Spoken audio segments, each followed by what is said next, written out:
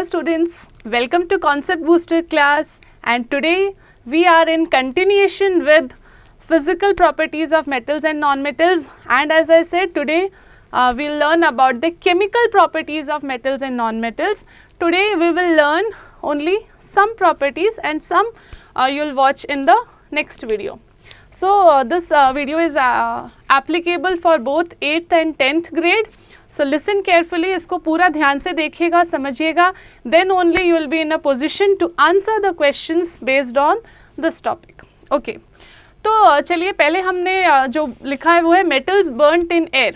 क्यों लिखा है मैंने ये, इसका क्या मतलब है? इसका मतलब ये है कि जब हम मेटल्स की रिएक्टिविटी की बात करते हैं, हम ये बात करते हैं कि मेटल्स कितने ज़्यादा रिएक्टिव हैं या कम रिएक्टिव है, यानी कि हम अगर कहते हैं मोर रिएक्टिव है या लेस रिएक्टिव है, तो हम क्या कह रहे हैं? हम ये बताना चाह रहे हैं कि वो मेटल्स जो हैं वो रिएक्ट जल्दी से कर लेते हैं या उन्हें टाइम लगता है या बिल्कुल भी रिएक्ट नहीं करते हैं.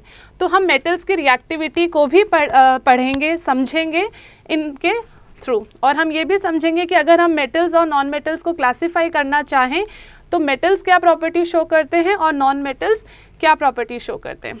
तो देखते हैं इसको. पहला लिखा है मेटल्स बर्नड इन एयर, मतलब हम मेटल्स की रिएक्टिविटी समझने के लिए we are actually burning a piece और a sample of metal in air.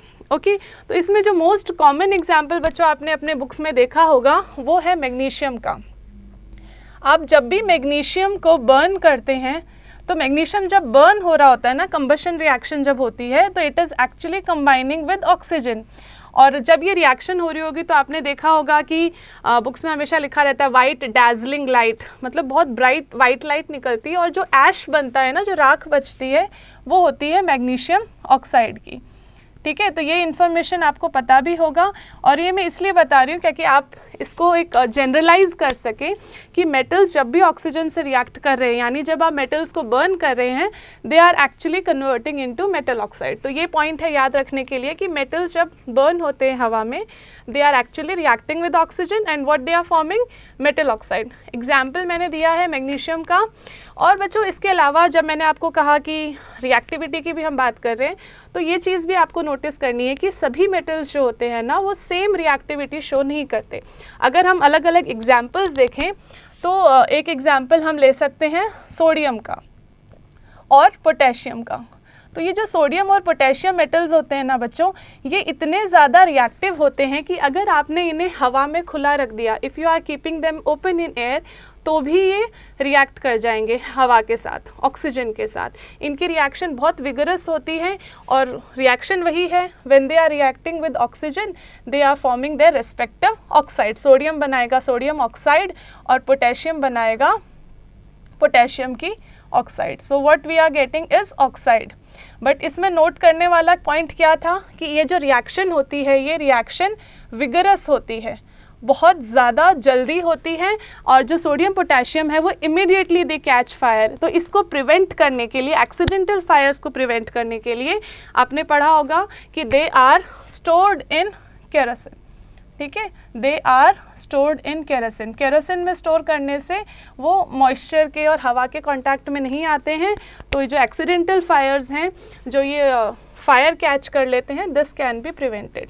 Okay, तो बात करें सोडियम पोटेशियम की. मैग्नीशियम, एल्यूमिनियम और जिंक, लेड कुछ ऐसे मेटल्स हैं जो अलग तरीके से रिएक्ट करते हैं. मैग्नीशियम, एल्यूमिनियम है, जिंक है, लेड है, ये कुछ मेटल्स हैं जो अगर रूम टेम्परेचर पे आप उन्हें रखोगे ना बच्चों, तो इनके ऊपर एक ब्लैक कोटिंग आ जाती है. जैसे अगर ये मेटल रखा है आपने, मेटल का पीस है, तो इस पर एक ब्लैक कोटिंग आ जाएगी, और ये जो ब्लैक कोटिंग होगी ये किसकी होगी?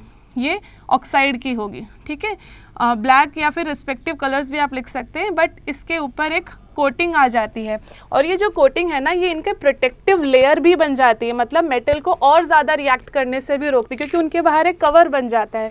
एल्यूमिनियम के बारे में आपने एनोडाइजिंग भी पढ़ा होगा. तो एनोडाइजिंग भी एक प्रोसेस है जिसमें एल्यूमिनियम में जानबूझ के एक कोटिंग लाई जाती है, ब्लैक ऑफ कोर्स नहीं होती, उस पर कोटिंग लाई जाती है जिससे शाइनी अपीयरेंस तो आता ही है, प्लस वो एल्यूमिनियम को एक कवर, जैसे आप अपने नोटबुक्स पे कवर चढ़ाते हैं ना उसको और डैमेज से बचाने के लिए, वैसे ही. ठीक है, और जिंक, लेड, इनके साथ भी यही है, इनके ऊपर एक प्रोटेक्टिव कोटिंग आ जाती है. और कुछ मेटल्स के बारे में हम और डिस्कस कर लेते हैं। हम डिस्कस कर रहे हैं कॉपर और लेड, कॉपर और आयरन के बारे में।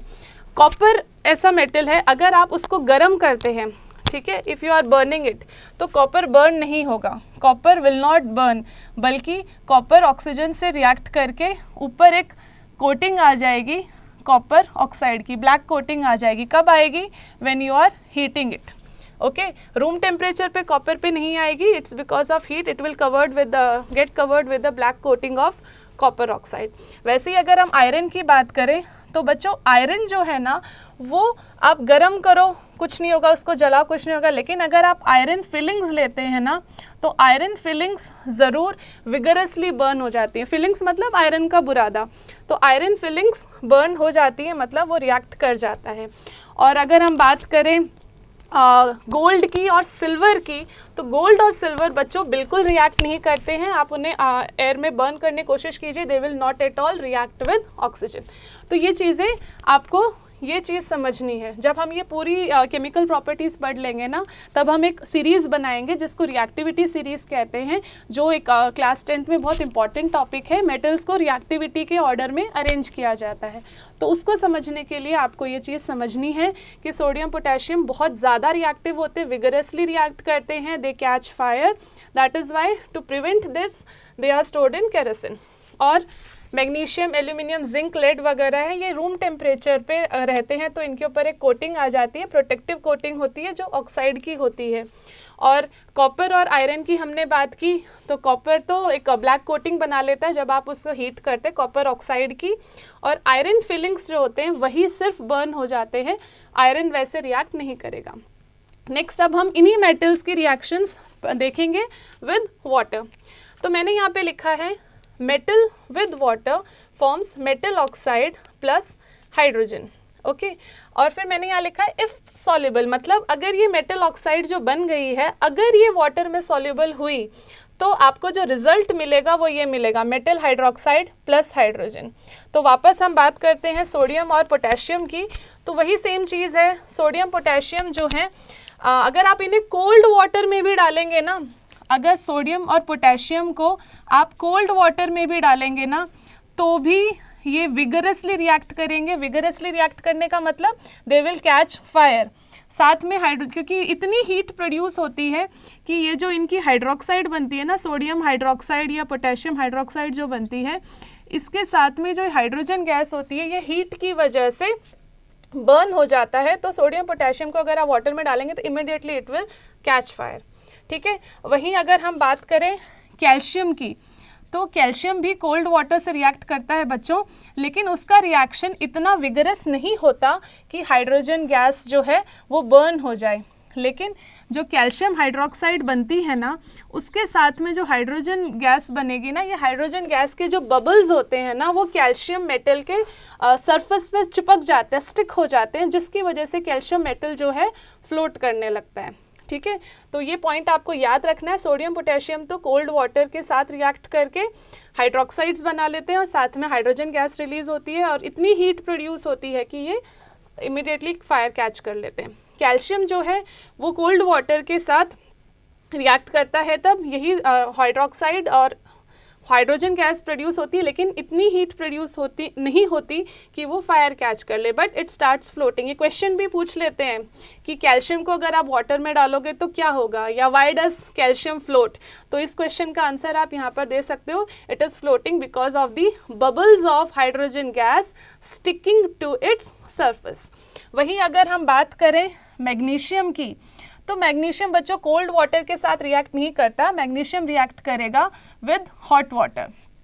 ठीक है, मैग्नीशियम हॉट वाटर के साथ रिएक्ट करेगा और सेम वही होगा, मैग्नीशियम हाइड्रोक्साइड बनेगी और हाइड्रोजन गैस प्रोड्यूस होगी, और ये हाइड्रोजन गैस फिर से मैग्नीशियम सरफेस के स्टिक हो जाती है, जिसकी वजह से मैग्नीशियम जो है वो फ्लोट करने लगता है। ओके, तो ये बात होगी कोल्ड वाटर और हॉट वाटर की। अब वापस हमें रिएक्टिविटी समझनी है, तो हमें कुछ और मेटल्स को भी हम देख लेते हैं। तो कुछ और मेटल्स में अगर हम बात करें आयरन और एल्यूमिनियम की, तो बच्चों आयरन जो है ना, आयरन और एल्यूमिनियम रिएक्ट करते हैं, ठीक है, विद स्टीम ओनली।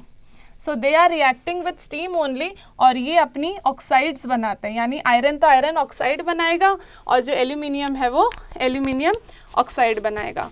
और जो ये कॉपर है, सिल्वर है, गोल्ड है, ये तो वाटर के साथ रिएक्ट ही नहीं करते। ठीक है, तो इसको एक बार वापस से अच्छे से आप समझ लीजिए।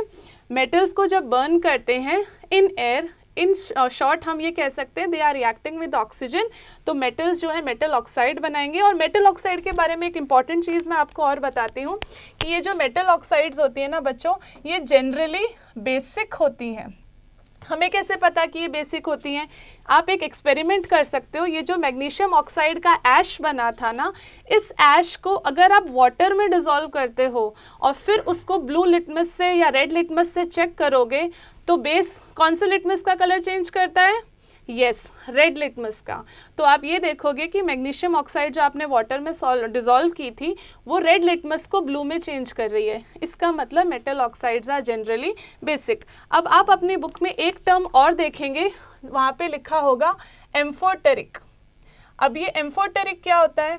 एम्फोटेरिक का मतलब होता है कुछ मेटल की ऑक्साइड्स ऐसी भी होती हैं जो बेसिक के साथ साथ एसिडिक नेचर भी शो करती हैं।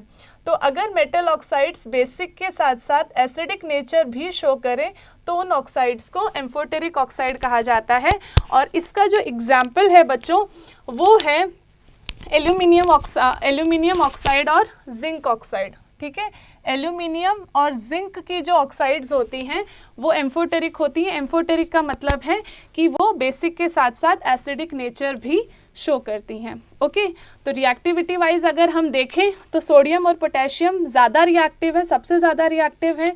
हमने एयर के साथ भी देखा और हमने देखा वो कोल्ड वाटर से भी रिएक्ट कर रहे हैं। और जो ये मैग्नीशियम, एल्यूमिनियम, जिंक, लेड हैं, ये उनके बाद आते हैं। इनकी रिएक्टिविटी है पर कम है। और फिर इसी में आयरन को भी आप ले सकते हैं, और कॉपर उससे भी कम रिएक्ट करता है। और सिल्वर और गोल्ड की अगर हम बात करें तो वो बहुत ही कम रिएक्ट करते हैं, मतलब ना के बराबर रिएक्ट करते हैं। तभी तो उनकी ज्वेलरी वगैरह हम पहनते हैं ना, ज्वेलरी वगैरह जो होती है गोल्ड और सिल्वर की इसीलिए बनती है क्योंकि वो बहुत कम रिएक्टिव है और उन पर एक शाइन रहती है जो लंबे समय तक बरकरार रहती है। ओके, तो ये बात हो गई ऑक्साइड्स की, और ये मेटल विद ऑक्सीजन की और मेटल विद वाटर की। इसके बाद हम दो रिएक्टिविटी और पढ़ेंगे with acid and with metal salt solutions. मतलब मेटल अगर दूसरे सॉल्ट सॉल्यूशन में आपने डाला तो क्या होगा।